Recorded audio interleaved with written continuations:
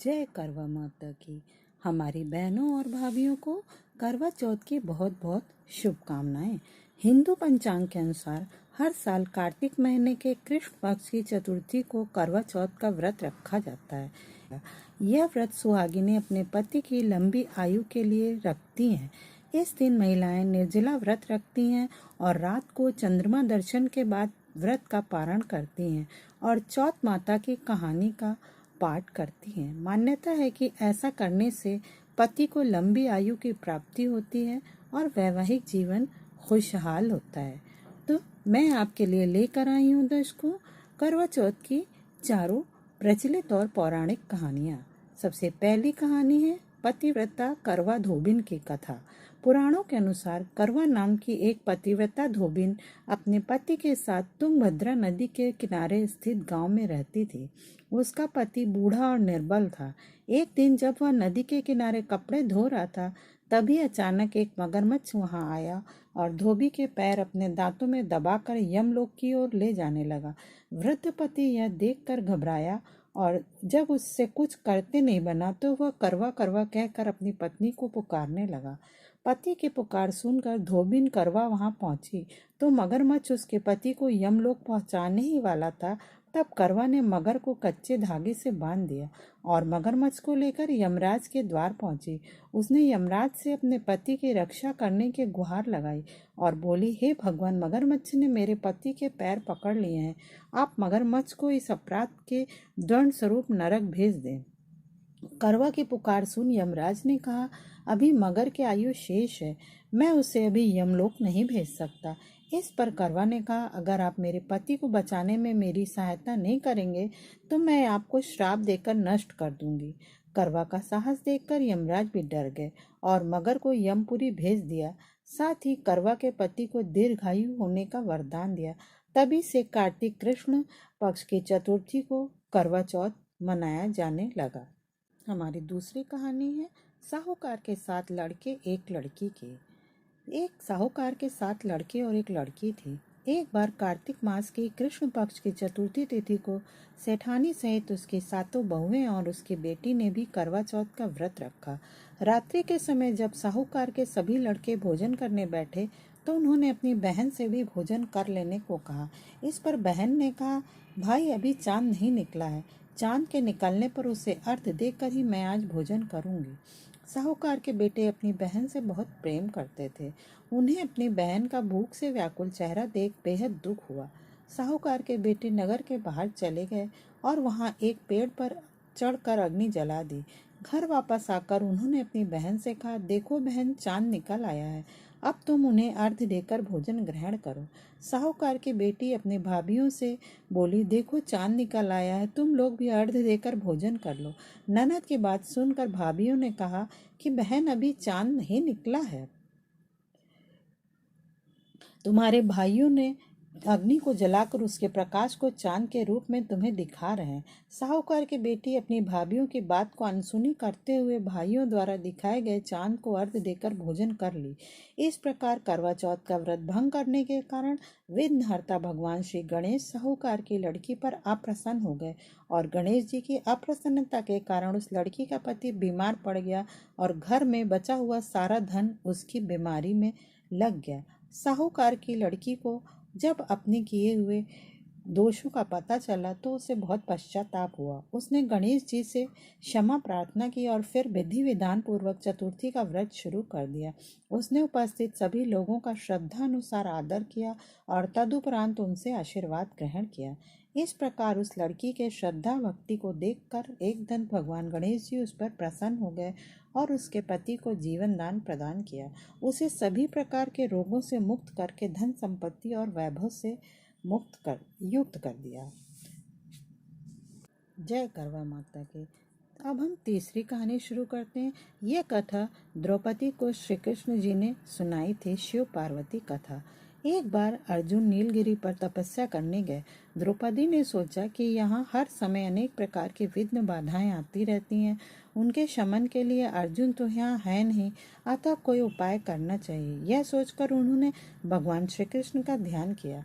भगवान वहां उपस्थित हुए तो द्रौपदी ने अपने कष्टों के निवारण हेतु उनसे कोई उपाय बताने को कहा। इस पर श्री कृष्ण बोले, एक बार पार्वती जी ने भी शिव जी से यही प्रश्न किया था, तो उन्होंने कहा था कि करवा चौथ का व्रत गृहस्थी में आने वाली छोटी मोटी विघ्न बाधाओं को दूर करने वाला है। यह पित्त प्रकोप को भी दूर करता है। फिर श्री कृष्ण ने द्रौपदी को एक कथा सुनाई।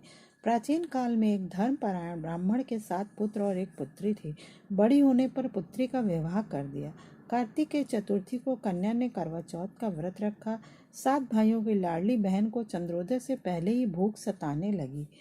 उसका फूल सा चेहरा मुरझा गया। भाइयों के लिए बहन की यह वेदना आसानी थी, अतः वे कुछ उपाय सोचने लगे। उन्होंने बहन से चंद्रोदय के पहले ही भोजन करने को कहा, पर बहन न मानी। तब भाइयों ने स्नेहवश पीपल के वृक्ष की आड़ में प्रकाश करके कहा, देखो चंद्रोदय हो गया, उठो भोजन करो। बहन उठी और चंद्रमा को अर्घ्य देकर भोजन कर लिया। भोजन करते ही उसका पति मर गया। वह रोने चिल्लाने लगी। दई योग से इंद्राणी देवदासियों के साथ वहां से जा रही थी। रोने की आवाज सुनकर वे गईं और उससे रोने का कारण पूछा। ब्राह्मण कन्या ने सब हाल कह सुनाया। तब इंद्राणी ने कहा, तुमने करवा चौथ के व्रत में चंद्रोदय से पूर्व ही अन्न जल ग्रहण कर लिया, इसी से तुम्हारे पति की मृत्यु हुई है। अब यदि तुम मृत पति की सेवा करते हुए 12 महीने तक प्रत्येक चौथ को यथाविधि व्रत करो और फिर करवा चौथ को विधिवत गौरी शिव गणेश कार्तिकेय सहित चंद्रमा का पूजन करो और चंद्रोदय के बाद अर्घ्य देकर अन्न जल ग्रहण करो, तो तुम्हारे पति अवश्य जीवित हो उठेंगे। ब्राह्मण कन्या ने अगले 12 माह तक की चौथ सहित विधि पूर्वक अगले वर्ष करवा चौथ का व्रत किया। व्रत के प्रभाव से उसका मृत पति जीवित हो गया। इस प्रकार यह कथा कहकर श्री कृष्ण द्रौपदी से बोले, यदि तुम भी श्रद्धा एवं विधि पूर्वक इस व्रत को करो तो तुम्हारे सारे दुख दूर हो जाएंगे और सुख सौभाग्य धन धान में वृद्धि होगी। फिर द्रौपदी ने श्री कृष्ण के कथनानुसार करवा चौथ का व्रत रखा।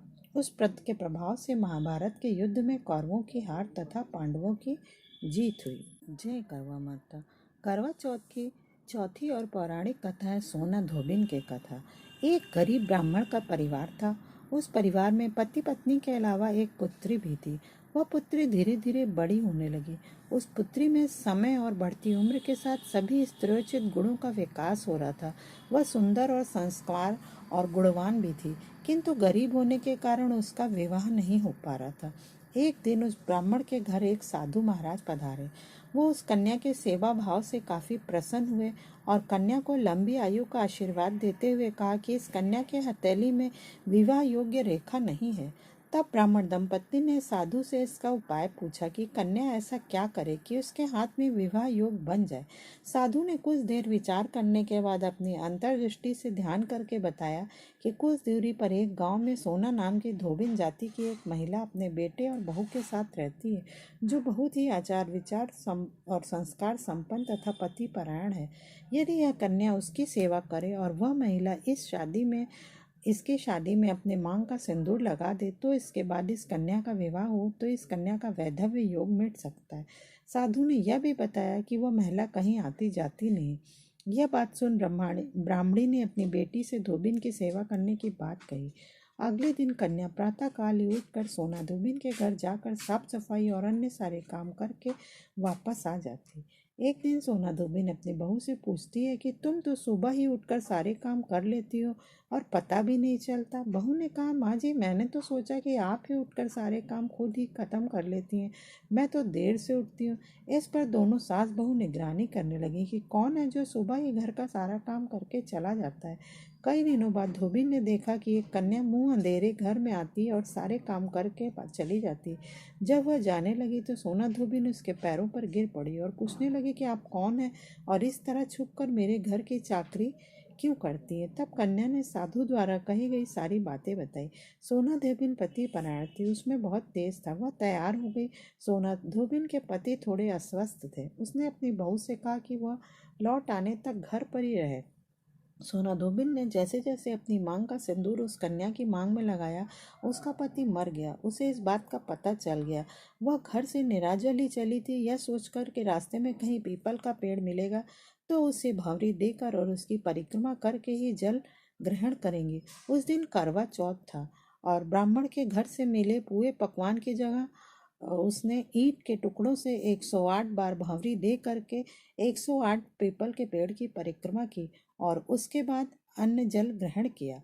ऐसा करते ही उसके पति के मुर्दा शरीर में वापस जान आ गई और धोबिन का पति वापस जीवित हो उठा।